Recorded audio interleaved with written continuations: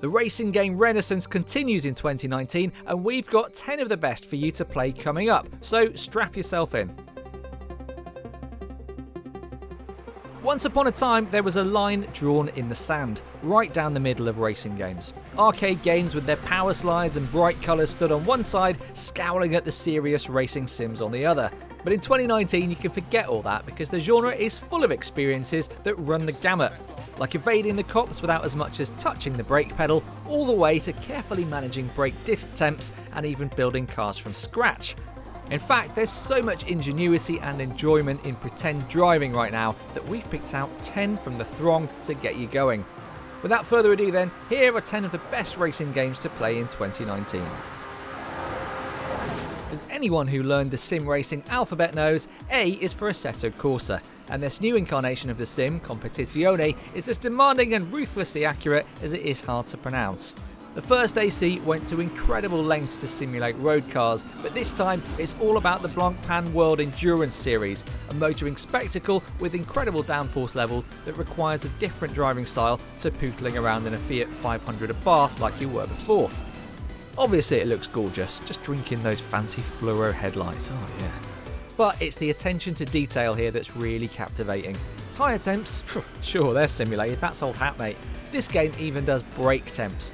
So when you head straight out of the pits and onto turn 1, you need to actively put some heat into your brake discs and tyres, or else this will happen. Endurance racing at its most detailed and compelling. Before this year's release, Need for Speed had been out in the wilderness longer than Milli Vanilli, never quite recapturing that formula that made it such a perennial smash in the early noughties. Turns out, it just needed to bin the loot boxes and embrace really, really big bumpers again. Heat is like a spiritual remake of the Underground games, neons under every available surface, cars suffocating under copious layers of vinyls, and an endearingly cheesy plot about street racing crews and crooked cops. And most importantly, really satisfying handling.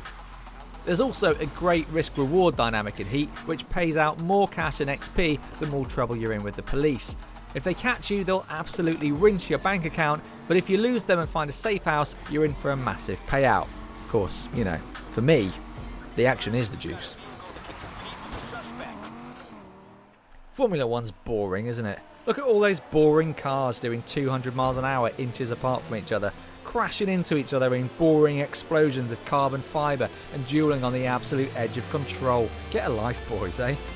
No, F1 is actually pretty brilliant, and F1 2019 does a pretty brilliant job of simulating it. The visuals have evolved to a level now where it actually takes you a second to figure out whether you're watching the real thing or not, and although the handling might not quite be as in-depth as the most stringent sims, it's fantastically satisfying in its own right. Plus, there's F2 racing this year for the first time, and a soap opera storyline in your first season of career mode that harks back to the old race driver grid days. Speaking of which, grid's back! Anyone around at the dawn of the last console generation will have a gooey spot for Codemasters' groundbreaking grid games. This was the series that gave us teammate orders, 24-hour races, signing sponsors, and anarchic street racing like we'd never seen before. The 2019 comeback streamlines those old management features and instead focuses on chaotic, often hilarious, racing. The AI here demonstrates a sense of personality that you just don't see in other games. When you bash into someone, they'll remember it and sit there seething in their cockpit until an opportunity presents itself to take their revenge. And when you're not in their vicinity, they don't just trundle around in a procession. They're absolute savages with each other too, so you often see pile-ups happening right in front of you.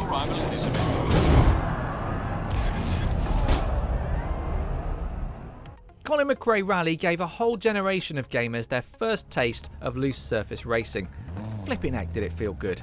Bolting down a frightening stretch of Finnish woodland while someone shouts things at you like left 3 200 don't cut and you pretend to understand what it all means, well, it all proved to be a formative experience for many of us. Into 2 left long. Which is why Dirt Rally 2 takes us straight to our happy place. It's essentially the same core experience. Drive a series of preposterously demanding courses as fast as possible while a passenger shouts at you, but realised in such astounding detail that I wouldn't be at all surprised if somewhere at Codemasters they had drawers stuffed with photos of gravel from Wales and notes on its exact proportions. As with real rallying, the level of skill required is enormous if you want to go fast and compete with the best, and it's a totally different discipline to track sim racing. Essentially, that means playing Dirt Rally 2 is fundamental to a balanced diet. So, take my advice as a qualified dietitian and play it. I'm not a qualified dietitian. Play it anyway. Into 6 right long. 2017 seems like a different eon in the fast-moving world of game releases. In fact, just in the time it took me to say that sentence, 2 new FIFAs, a Far Cry and some Sims DLC came out. But Slightly Mad's racing sim is evergreen, like Gary Lineker and Shrubs. It still looks brilliant and it still handles like a charmer, whether you're sending it round a rallycross track, hopping into a cart or doing Spa in a vaguely affordable road car. And that's the magic of this sim, the sheer scope of disciplines it covers. Forget Fernando Alonso chasing the Triple Crown, you can go for it all here.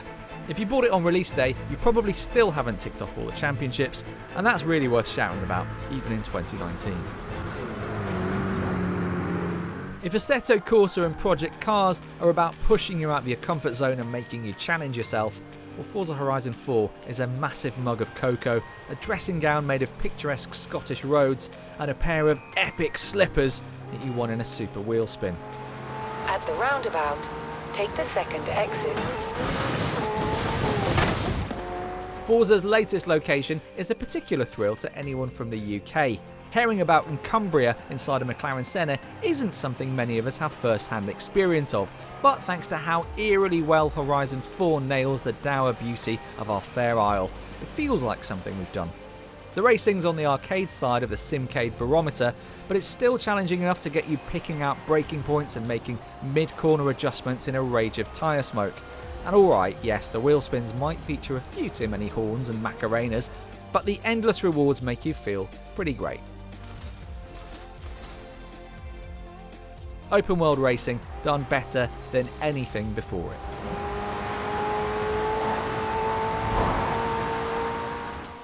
If you still had to go down to a shop to buy games like in the olden days, iRacing would be something they'd keep in the back room. You'd have to show your sim racing cred to the cashier by, I don't know, doing an impression of a Lancia Delta revving up or something, and then they'd give you a nod and usher you round back. You need a wheel to play iRacing, such is the seriousness of its racing. You also need a monthly subscription, which rather like a gym membership holds you accountable, forcing you back into its initially brutal difficulty because, well, you've committed to it now, haven't you? And eventually you feel that progress.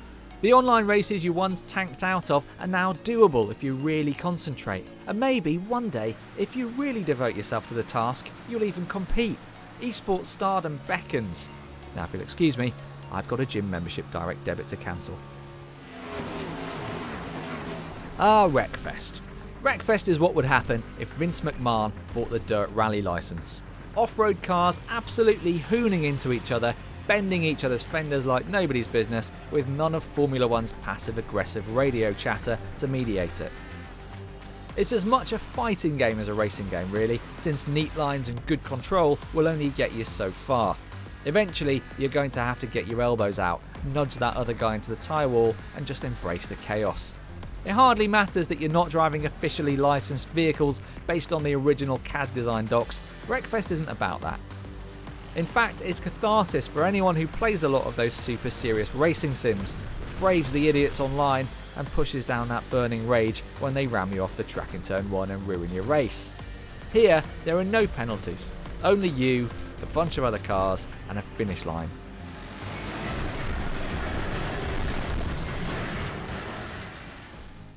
Our very last entry comes from left field, and it's a game I've talked about on the channel before, but perkele, I'm going to talk about it anyway. There is plenty of driving here, but this is as much a survival game as anything. Playing as a teenager in rural 1990s Finland, tasked with building a car on his summer holidays, your concerns are taking saunas, popping down to the shops for hot dogs and ordering rims from a car parts catalogue. At no point is there any confusion as to whether you're playing a Need for Speed game. But boy howdy does it put you into that time and place. Not only is it a great building sim that teaches you where exhaust manifolds go and gives you the incredible payoff of driving a car you've actually built from scratch, it's also a little window back in time. Oh, and it'll teach you cool Finnish swears. And there's permadeath, which means that at any moment it might end really abruptly. Just kidding, we're not going out like the Sopranos. We haven't even asked you to like this video and subscribe to the channel yet, and as far as I'm aware, it's literally illegal to do that now, so please like and subscribe. Also, let us know about your own picks from the racing genre and more of those games that cross the boundaries like My Summer Car. Thanks for watching, we'll catch you next time.